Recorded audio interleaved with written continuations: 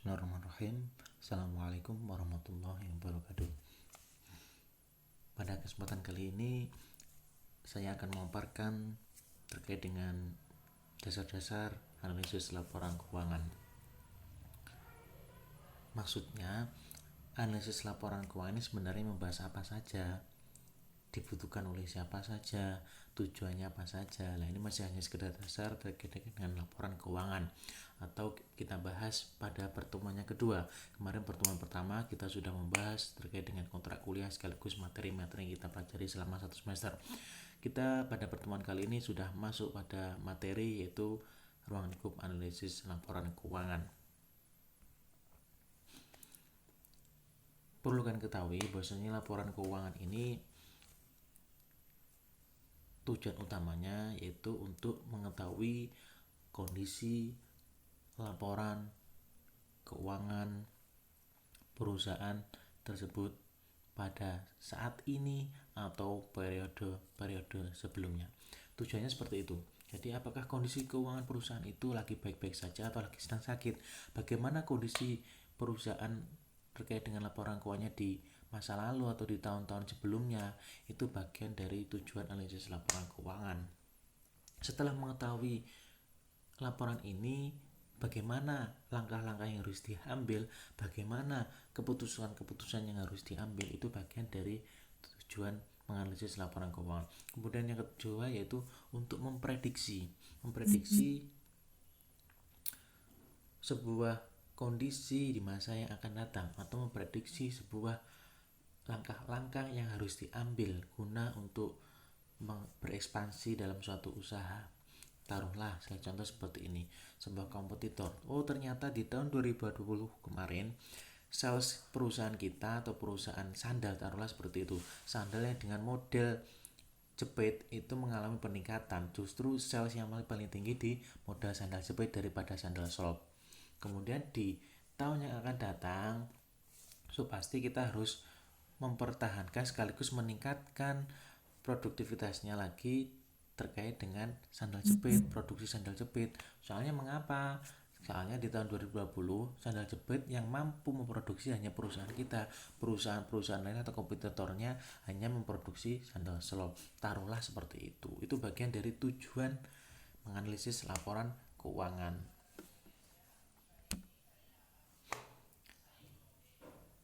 Saya mulai dari awal. Sebenarnya yang melatar belakangi dilakukannya analisis laporan keuangan itu yang pertama, yaitu suatu perusahaan menginginkan keuntungan yang optimum. Pasti ya, jadi perusahaan itu menginginkan keuntungan yang sangat-sangat maksimal.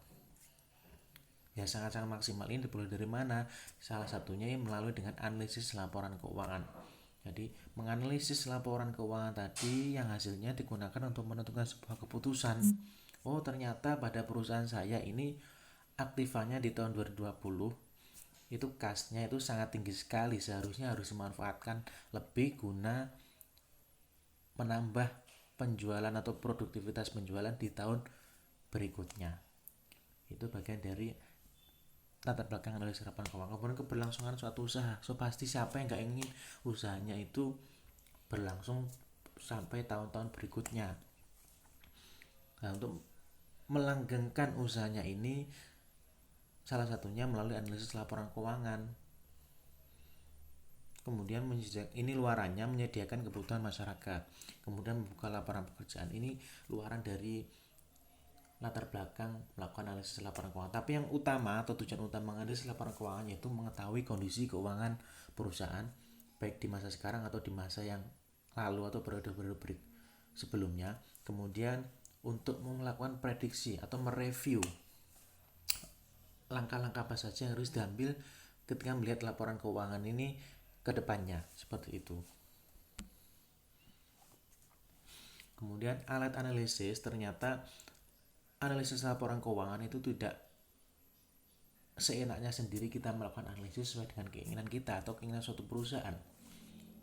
Akan tetapi ada alat-alat yang harus digunakan guna menganalisis laporan keuangan. Alat-alat yang umum ini biasanya di nomor 1, 2, 3, 4. Ini alat yang secara umum dilakukan atau alat yang secara umum dipakai oleh suatu perusahaan dalam menganalisis laporan keuangan. Apa saja hal tersebut? Yang pertama itu rasio likuiditas. So pasti kalau kita sudah berbicara liquid, berarti bagaimana suatu perusahaan itu dalam mencairkan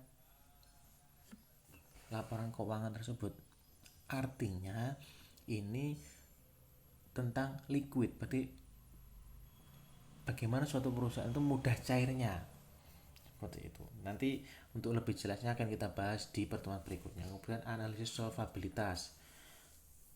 Kalau solvabilitas ini hanya kurang lebih sama dengan likuiditas. Kemudian ada rasio aktivitas, kemudian ada rasio profitabilitas. Kalau profit berarti bagaimana suatu perusahaan itu dalam memperoleh keuntungan. Berarti berapa lama suatu perusahaan dalam memperoleh keuntungan, bagaimana berapa lama suatu usaha itu comeback untuk memperoleh keuntungan dalam satu periode, berapa analisis profitabilitasnya. Katakanlah dalam 1 tahun ternyata ROE-nya suatu perusahaan itu adalah 30%. Katakanlah dari 100 juta berarti 30%-nya yaitu 30 juta. Jadi dalam satu periode dia mampu memperoleh keuntungan 30 juta. Kemudian analisis laba kotor, break-even point, dan rasio lainnya. Tapi yang paling umum adalah rasio 1, 2, 3, 4 ini.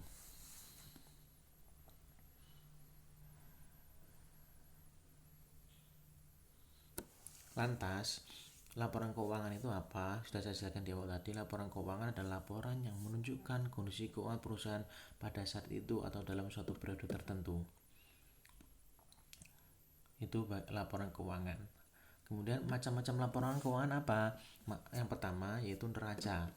Kemudian laporan laba rugi, perubahan modal, laporan kas, dan laporan atas laporan keuangan.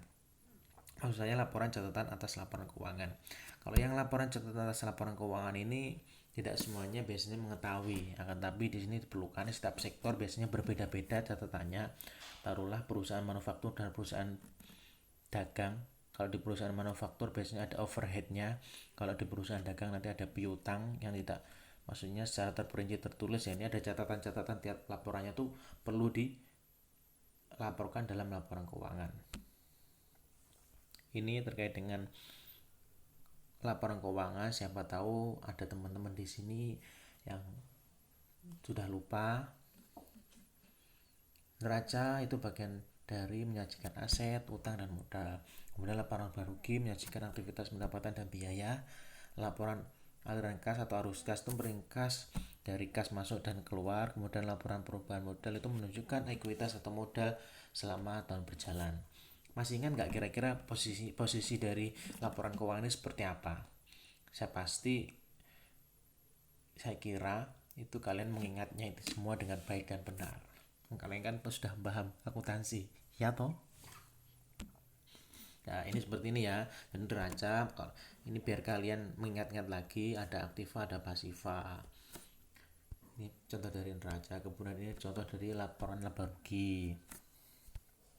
Kalau laba rugi ini pasti isinya pendapatan dan biaya. Kemudian ini laporan arus kas atau aliran kas. Kemudian ini laporan perubahan modal. Jadi biar kalian ingat saja.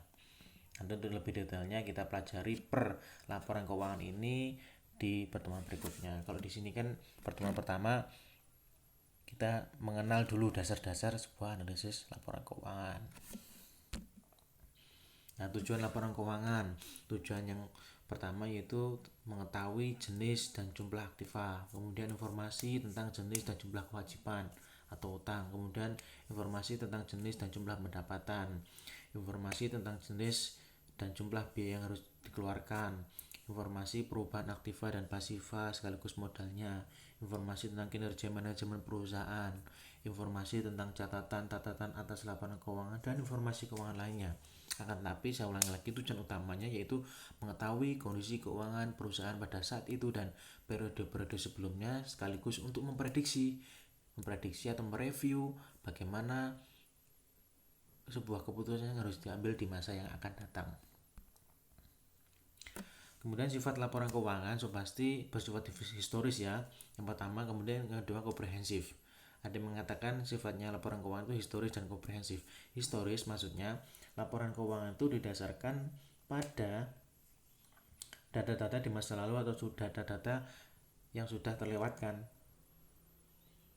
Misalnya, laporan keuangan disusun berdasarkan data dari tahun 2020, 2019, 2018. Itu bagian dari sifat historis. Kemudian komprehensif atau menyeluruh, maksudnya laporan ini tidak dikhususkan secara khusus. Oh, laporan ini dikhususkan untuk investor, dikhususkan untuk pemilik, dikhususkan untuk manajemen, tidak seperti itu. Akan tapi laporan ini bersifat komprehensif secara menyeluruh. Semua laporan itu dikhususkan untuk diumumkan, maksudnya tidak ada pengkhususan, secara umum bisa dibaca dan dipahami oleh secara luas. Kemudian ada yang lagi, sifat laporan keuangan itu fakta, prinsip, dan kebiasaan dan pendapat pribadi. Maksudnya fakta di sini sama dengan sifatnya historis, berdasarkan dari beberapa data-data atau fakta-fakta yang sudah dicatat dari tahun-tahun sebelumnya. Artinya ada pos-pos yang tidak didata sehingga tidak tampak dalam laporan keuangan. Itu namanya dari fakta historis. Kemudian prinsip dan kebiasaan.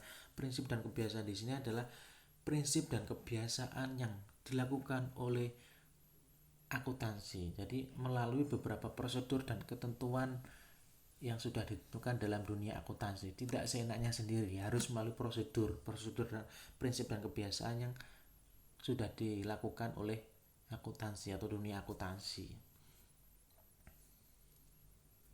Mulai dari penyusunannya, pemeriksaannya, keseragamannya, mungkin biar sama, jadi tidak ada celah atau tidak ada perbedaan. Jadi cara menganalisisnya juga sama, dalam membuat laporan keuangan juga sama. Cuma di sini yang membedakannya itu pendapat pribadi. Pendapat pribadi di sini maksudnya walaupun pencatatan akuntansi dalam laporan didasarkan pada ketentuan dan prosedur tertentu, penggunaan dari prosedur dan ketentuan tertentu itu tergantung dari manajemen perusahaan. Jadi di dalam dunia akuntansi, cara mencatatnya itu berbeda-beda. Akan tetap perbedaan di sini maksudnya sudah diberikan ketentuan, cuma kita mau pakai yang mana, seperti itu loh. Itu diberikan keleluasaan pada suatu perusahaan atau suatu manajemen. Makanya pendapat pribadi. Terus yang perlu saya tekankan di sini, analisis laporan keuangan ini bersifat subjektif. Saya ulang lagi, laporan keuangan ini bersifat subjektif. Jadi pada kalanya laporan keuangan ini atau analisis laporan keuangan nanti antara analisis A, analisis B, analisis C ini mengalami perbedaan. Akuntan A, akuntan B, akuntan C ada kalanya perbedaan. Jadi saya beri contoh, suatu perusahaan menginginkan dana untuk ekspansi suatu usaha. Kemudian si pemberi pinjaman ini melihat mana analisis laporan keuangan, setelah dilihat ternyata usaha ini ternyata dia tidak begitu baik, akan tapi di laporan keuangan perusahaan ini sangat baik atau bisa meminjam dana dalam tempo beberapa bulan untuk mengembalikannya. Akan tapi di mata si pemberi biaya itu hasilnya ternyata tidak sama. Hal ini adalah sudah biasa. Ternyata saya kembalikan lagi terkait dengan subjektivitas. Kemudian tentunya analisis laporan keuangan ini berbeda ya, antara sektor A, sektor B, sektor C, adalah usaha kontraktor, usaha dagang, pasti berbeda laporan analisisnya. Mengapa mengalami perbedaan? Maksudnya perbedaannya di sini hasilnya. Kalau laporan dagang itu biasanya cenderung naik atau cenderung turun. Katakanlah usaha dagang, usaha dagang, usaha percetakan. Jadi setiap tahunnya, setiap periodenya itu bisa jadi mengalami peningkatan atau penurunan. Berbeda lagi dengan usaha kontraktor, sektor kontraktor. Kontraktor ini katakanlah di tahun 2018 mengalami peningkatan. Kemudian tahun 2019 tidak ada peningkatan sama sekali. Soalnya kan kalau kontraktor tergantung kontraknya 1 tahun. Ya kalau ada kontrak berarti hasil laporannya nanti sangat tinggi sekali. Begitu ujungnya tidak ada kontrak, berarti hasilnya langsung turun. Jadi cenderung naik turun. Tapi kalau di usaha dagang cenderung naik atau turun sekali, seperti itu.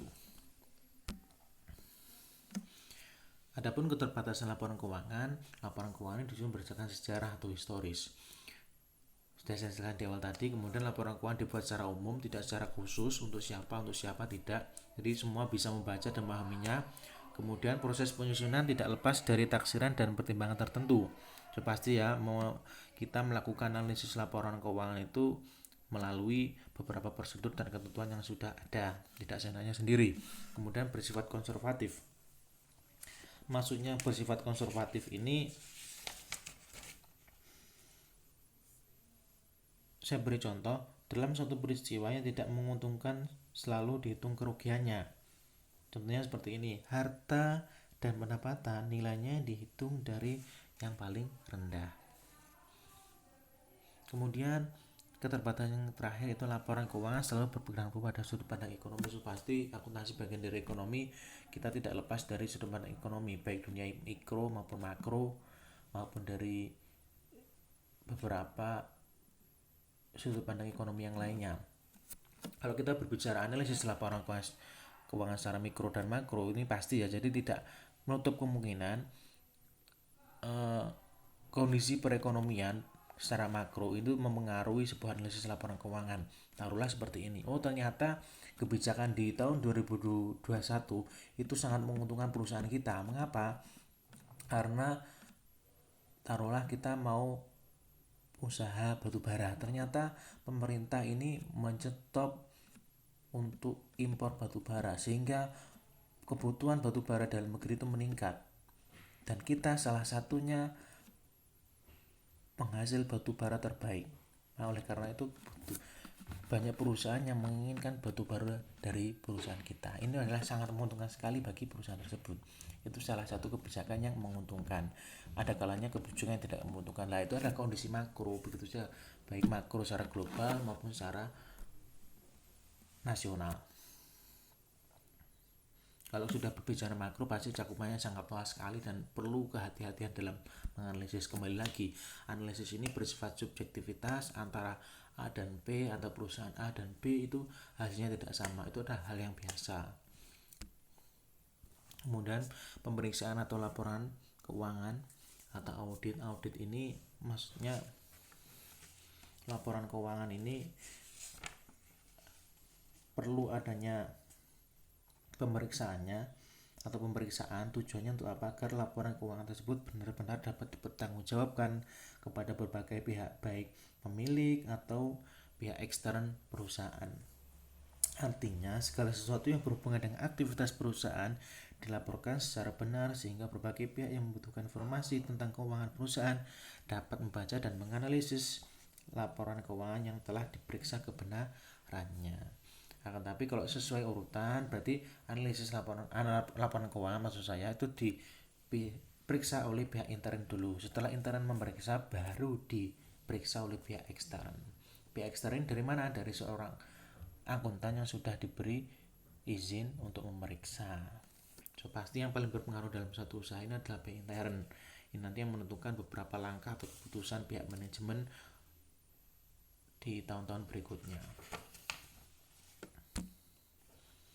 Nah, ini beberapa pihak yang memerlukan laporan keuangan sebenarnya siapa saja sih? Ya, yang pertama itu pemilik. So, pasti katakanlah pemilik saham tertinggi dalam suatu perusahaan sangat-sangat membutuhkan laporan keuangan. Apakah kinerjanya sangat baik atau kinerjanya sangat buruk? Bagaimana kondisi keuangannya, aktivanya seperti apa, penjualannya ini seperti apa? Di sana sangat lengkap dan bisa membaca dan menganalisis secara mudah. Apakah saya layak mempertahankan usaha ini, saham-saham usaha ini di masa yang akan datang di tahun 2022, seperti itu. Kemudian pihak manajemen untuk menentukan beberapa langkah atau keputusan apakah yang harus diambil di tahun 2002 ketika melihat kondisi keuangan seperti ini, atau setelah melihat kondisi keuangan dari seorang analis.